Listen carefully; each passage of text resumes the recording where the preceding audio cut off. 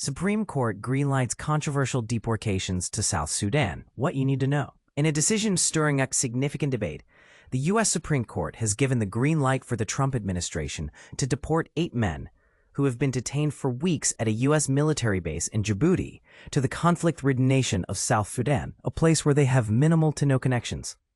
But here's where it gets controversial. These 8 men hail from different countries, such as Vietnam, South Korea, Mexico, Laos, Cuba, and Myanmar, with only one individual having ties to South Sudan. This decision came as a result of a prior ruling by the court's conservative majority that permits immigration officials to hastily deport individuals to destinations where they have no personal ties.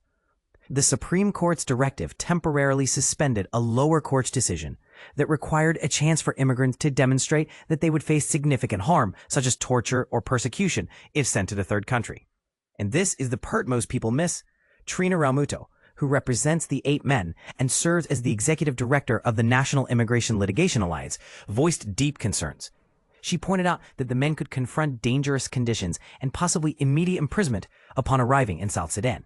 Daily Justices Sonia Sotomayor and Ketanji Brown Jackson dissented, criticizing the majority's ruling thus providing the government with an undue advantage.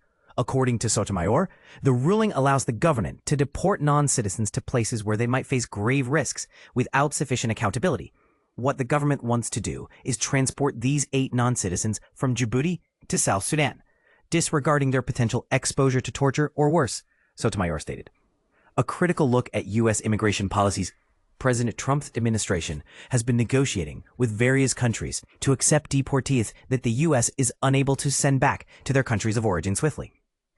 The rationale provided by the administration for the men's deportation includes their convictions for serious crimes and that most had either finished their sentences or were nearing the end of their incarceration period, coupled with orders to leave the U.S. One of the individuals, Tuan Tan Phan from Vietnam, who arrived in the U.S. as a child and later convicted of a crime during a gang-related incident, had intended to return to Vietnam following his sentence. However, the U.S. then informed the detainees about their deportation to South Sudan instead. The case brought by these men reached Judge Brian E. Murphy in Massachusetts, who understood that the government must provide detailed information and allow the immigrants a chance to express a reasonable fear of facing torture before they are deported to a third country. What do you think? Does this ruling set an unsettling precedent about immigrants' rights and the government's authority? Share your thoughts below.